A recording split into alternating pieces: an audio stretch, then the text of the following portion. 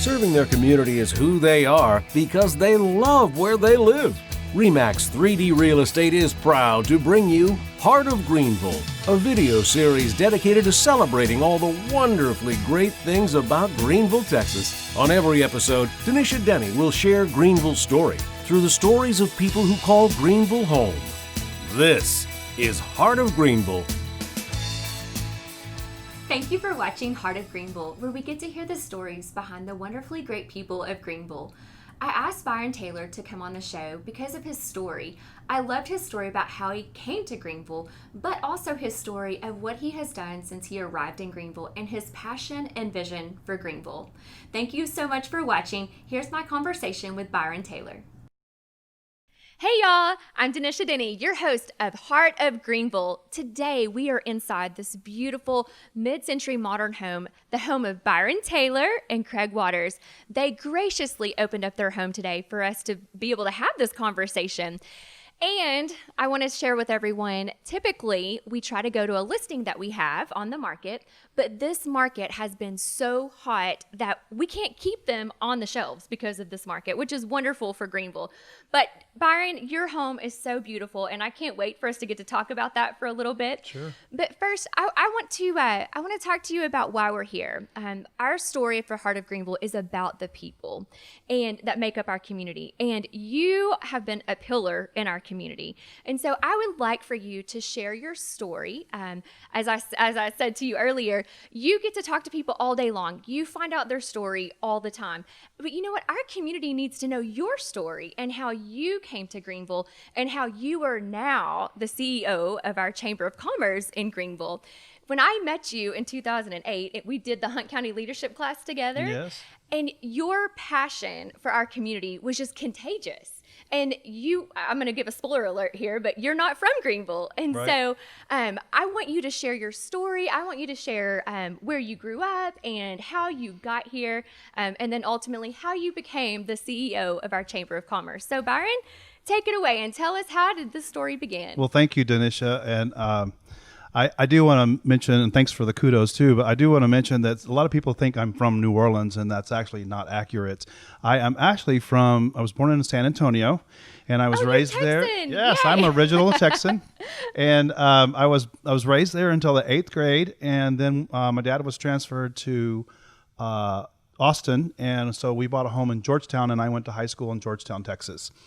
And when I graduated there, I started a record store over in Round Rock. Many of you know where that is. Mm-hmm.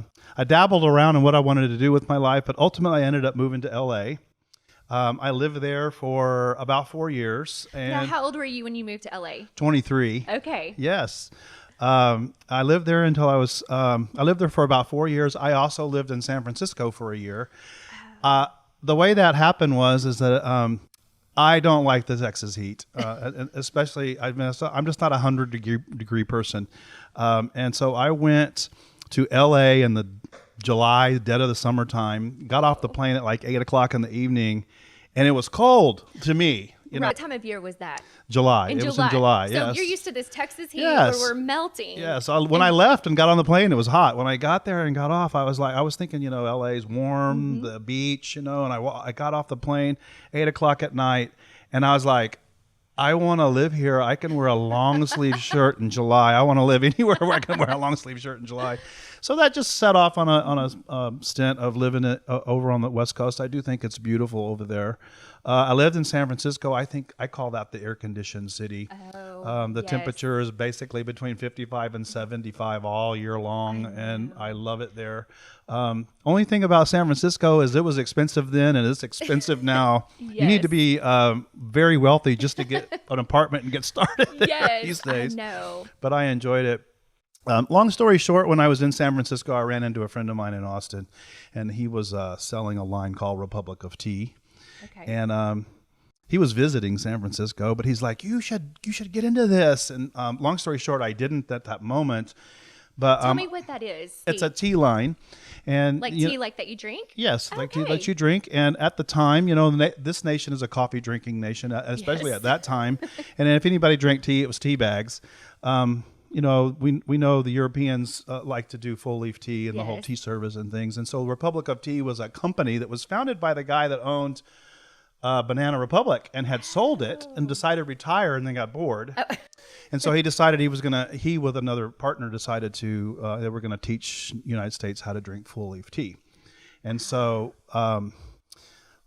long story short, I ended up moving back to Austin within a year or two later. And I actually went to work for this gentleman that was doing that. And they actually, at this point, he represented other lines, and his line was actually represented out of the Dallas Trade Mart. I was hired there. I moved to Dallas. I worked there for 6 months to train, and then New Orleans opened up. And that's how I ended up in New Orleans. Okay. I'm like, somehow, some way, you end up in New Orleans. So I'm like, okay, we have to hear that story. Yeah, so when did you go to New Orleans then? So New Orleans, I moved there in 1997. Okay. I believe that was. Okay. Yes. And I lived there until the hurricane 2005. You know, I want to talk a moment about the hurricane because it was 15 years ago Yes. this month, or actually this month. This Yeah. month, yes. and I can't believe it's been 15 years. it occurred on August Wow. 29th. I arrived in Greenville 7 days later. We'll talk about that in just a moment. But then I Yes. met Craig eventually within the next couple of months, and his birthday's on August 29th. So this is so weird. Oh, wow. How cool is that? But anyway, the Superdome in New Orleans is concave. It has sides that are bent on the edges, and it has been through many storms, and it has channeled wind. I do not know if the Superdome was built like that to channel wind, but it does channel wind very good. The Superdome is built out of the same material as the Apollo spacecraft. It was built in the Really? 60s, and so it's been very durable building over time. And so I opted during Katrina to go stay in the Superdome. And it was a very funny time in New Orleans because they had decided at that time, just before that, they had some exercises with some previous storms, that they weren't going to keep hotels open. What was becoming a normal scenario during hurricanes is that people would just park their cars in a higher parking lot and go stay in a hotel, expecting that, you know, if they were in a hotel and there was issues that, you know, their staff could take care of them and feed them and all that stuff. And the city leaders decided that that's a very risky proposition to have that many people staying in a low-lying area. And so what they did was they started making people exit, you know, From the hotels. leave town. Like the evacuation. Evacuation of the area when all these big storms came. But they still opened up the Superdome, and so I decided to stay there. Funny thing is that I sat with a couple that had never been to New Orleans and did get into a hotel as a vacation just before they made everybody leave. So the Superdome was not just people that lived in New Orleans decided to evacuate. It was a mixture of all kinds of people. You know, people that didn't have a place to go, people that couldn't get a flight out, people that had no cars. What did that feel like in there? I can't imagine all of those people from all walks of life, from all over probably the country. It was very calm. Was it? It was very calm, and I think they only had 10 to 15,000 people initially. I forget how many that holds, but it's like 60,000 or 70. It's a lot of people. So we were just congregated in a little small area, and they did weapons checks and everything on the way in. So you know we felt very safe. Comfortable. But the spirits were calm. The People's spirits were calm and until the power went out. They had TVs rolling on the big screens, and you know we had things to watch and do and talk about and things like that. To be honest, the storm passed. They had just put a new roof on the Superdome at that time, and it was one of those skin style roofs, you know. And during the storm, the wind peeled back a little part of it, so a little small area on the field was getting some water coming in during the storm, but it was, you know, nothing major happened. To be honest, we went through the storm just fine, and everybody was like, "Oh, we dodged a bullet. That's great." And so people who live there decided, well, I think, you know, it's time to go check my place out or whatever. And so when people started to leave, they started making clear that they would rather people stay just a little longer to make sure that the authorities could clear power lines off roadways and things like that could be hazardous. And when I got ready to walk out, they said that to me, and I said, you know, I think I'm going to stay one more night. oh wow. And that's when the levee broke that night, and that's when New Orleans flooded. So the hurricane didn't actually destroy New Orleans. I mean, yeah, there was wind damage and stuff like a normal hurricane, but the low-lying area of New Orleans, being surrounded by levees, it just filled up like a bathtub. Wow. And so it wasn't even raging waters. The water just kept rising. Came in, and so there we were for 1 week. I was going to ask, how long were you in the There we were for 1 week in that humidity and heat and no air conditioner and no power. And by the way, when the floodwaters came, they had to turn off all the water because if people drank the water, they would get sick. So that meant no water for the bathrooms, no showers, no anything. It was really difficult. And so the hardest thing is that the people that had made their way into the Superdome, at this point, there were people that had stayed in their homes and such. They started bringing them to the Superdome. And once they got into the Superdome, you had all different kinds of people not being able to be mobile, mobility problems and other things. And so when they started to bus us out, and that being that hot, there was no real method to get on those buses. The buses had to be in water for us to get on them to get out. Wow. And people were ready to get out so much that they were cramming. And we're talking about hundreds of people cramming in a line to get on a bus. So all that body heat was causing problems. People were dropping out from heat stroke, being get too hot, and like passing out in front of you. Yeah. So one of the coolest things that happened, because this was all being communicated to anybody that would listen, but they sent some helicopters over, and the helicopter blades became our fans en masse. And so that probably felt like a blessing. You're like, we're waiting for the bus, and these like 3 helicopters are circling over above us, just hovering, which was creating all this wind for us to keep cool. Yes, isn't that cool? That is so cool. Were you ever scared? I mean, a week is a long time to be in one place, so many unknowns, and the water rushing. I mean, at some point, did those spirits start to change and become fearful and overwhelmed? What was that like? In hindsight, no, but yeah, I mean, what are we going to do at the moment, at that moment in time? Yes. So one of the things that I did know is George Bush was president at the time, and the mayor was there, and these leaders were getting blamed for stuff they didn't do. They did a superb job of making sure everybody knew that Hurricane Katrina was a large one and they could be really bad, and suggested that people leave or make the best accommodations that you can do. They didn't just go, do whatever you want. They were very serious about this is important for y'all to pay attention. That's so good. I know that people wanted to blame politics at that time, but I didn't, because I saw it physically, verbally on TV and everything about what we should do. But so I guess you jumped on a bus. We were on our way to Houston, and when the bus driver got word that Houston had decided to tell everybody all the buses that we were filled up, and so we were diverted to Dallas.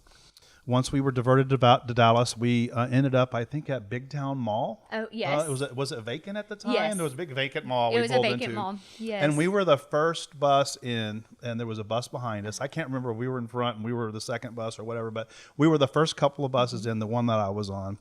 And a lady jumped on the bus and said, "We'll take 2 buses." And that person was from Hunt County. I forget her name. She helped us once we got here. But Judge Bobbitt had, sent a message that Hunt County would assist 2 busfuls. And so awesome. we, from there, were pulled to the YMCA. And in the YMCA, they had like a zillion clothes, showers that we were able to take. And the hospitality all the way in, even the rest areas, they had barbecue for the buses coming through in Texas and all that stuff. But when we arrived at Greenville, I mean, they were so generous here. And once we were cleaned up and grabbed shoes or anything else we might need, we had to walk through floodwaters and everything else. Did you have a bag? Did you have bags? We all had belongings that we went in with. But to get on the bus, you had to walk through that murky, dirty water. So obviously I wanted different shoes, because you had to walk through water that had gasoline and oil and all the debris animals and everything else. Fish and everything. So but yeah, there was various stages of all this, and then you had others that came from their home, but they were in canoes and stuff to get out. So everybody had various stages of stuff that had gotten wet, Right. moldy, needed to be washed, whatever. So there was just a ton of donations here. To be honest, way more than any 2 buses needed. Wow. That's awesome. As you know, Rita came a couple of weeks later, or a few Right. weeks later, so those donations ended up helping 2 rounds of storms. But we went to the Hart County Fairgrounds where we stayed and redeveloped what we were going to do at the moment. And it was during that time that they were starting to say New Orleans could be full of water for 6 months. They didn't even know how they were going to pump the water out. So that started to change my mind about, there's no going back to New Orleans and recovering in a few weeks or months. Right. This will take years for this to happen. And so after a couple of weeks, after 2 or 3 weeks of staying in the fairgrounds and meeting people and meandering around to figure out what I was going to do, starting to make friends and other things, I asked if anybody could lend me a bike. And I did, and that's when I decided to ride the bike that I was given all over Greenville. Figure out Greenville. I found an apartment. I rented an apartment. Began to meet people that way, and that's how I met friends and friends of Craig, and how I eventually met Craig. So where did you work? Did you go and find a job then? Yeah, I guess. I remember her name. Marilyn Green was the human resource manager of Hunt County at the time. Okay.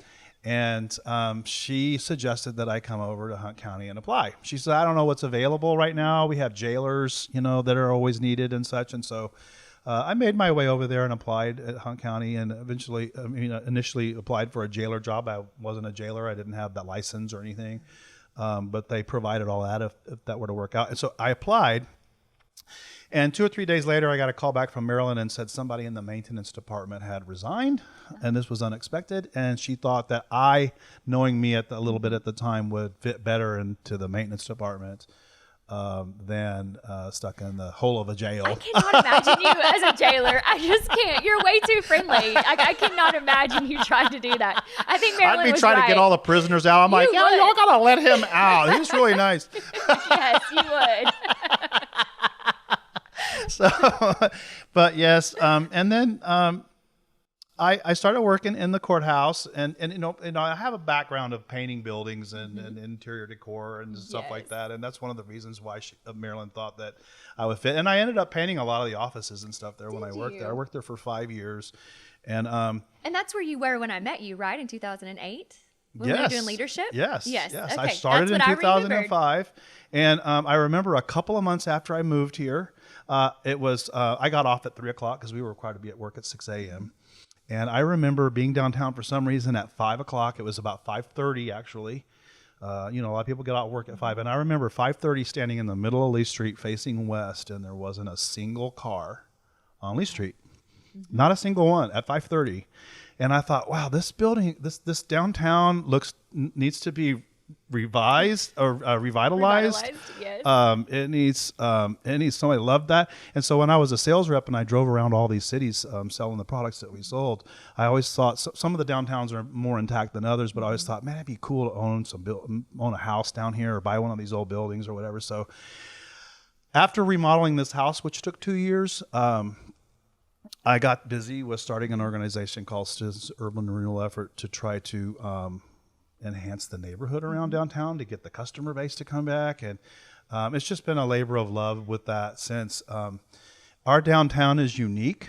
It's huge. It has a ton of square footage. You're not comparing apples to apples when you compare us to Sulphur Springs, McKinney, Rockwall, when you're talking about size. True. I've counted them. There's 33 square blocks where business is occurring in downtown. Wow. From the Chamber and the Johnson Street Smokehouse all the way over on the other side of Jordan, if you count them, that's how many blocks. When you go to McKinney, I don't know how many blocks, but it's 9 to 12 and you're out in the neighborhood at that point. Here it's 33 and you're not in any home area. Right.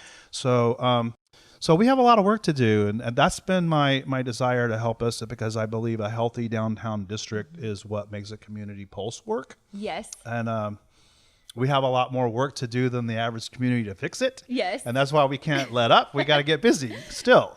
You have done so much to drive that initiative because now if you go stand on Lee Street and you look west at 5:30, there's still a buzz. In fact, there's a buzz coming into downtown at that time. So that I love your heart and your passion for that. So since we're talking about art for a minute, I want to talk about this piece that's behind you. Sure. Tell us about this. Sure. That also has a Hunt County story. If you look over to your right, I believe, on camera, there's a little piece that looks like a piece of machinery. That piece of machinery floated around the maintenance barn at the county for years while I was working there, and it floated around, and one day I saw it going in the trash, or was in the trash, the dumpster, and I always thought that was a cool piece of machinery, and I thought, you know what, somehow I could use this to make a piece of art. I didn't do it right away, but I did bring it home. And a few years later, I decided one day I put, this is a grocery store shelf behind me, and I put that on some sawhorses. Okay, yes. And I just got busy with spray paint, which I had after painting this house and doing all the things in this house. I had a ton of different colors of spray paint, and I just started working it. That is so cool. So this is called Everything That's Going Right. It's the name of the piece behind me. I hope it's with the camera, it's pointing the right way, but if not, it's Everything That's Going Left. For us. So that's my story. Awesome. And so that was one of my first really pieces cool. of art I had. When we remodeled the house, we didn't obviously have a whole lot of money to go buy expensive art. Art for me does not have to be expensive, but it has to be cool. Yes. That is important. Okay, I want to tie something back together really quick.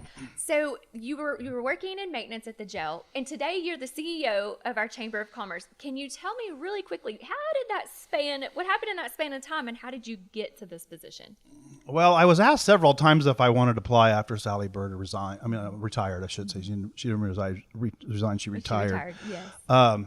But every time I was asked, I didn't feel I was quite ready for that. But everything I've done in Greenville is another step of knowing our community better. I worked as part-time even when I worked for the county at the Hampton Inn. I don't know if you remember that. I do remember that. And I utilized that to help our community grow as well, because Yes. at that point we weren't having fireworks shows, and people were checking in one Sunday, and the first question out of their mouth was, "Where can we see some fireworks tonight?" And I was sending everybody to Rockwall, and that literally was the closest place.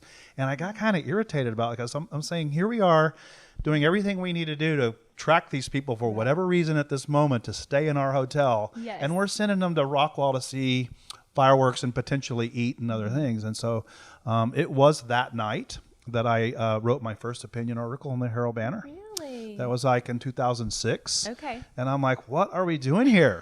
Like, Yes. why are we not paying attention to this?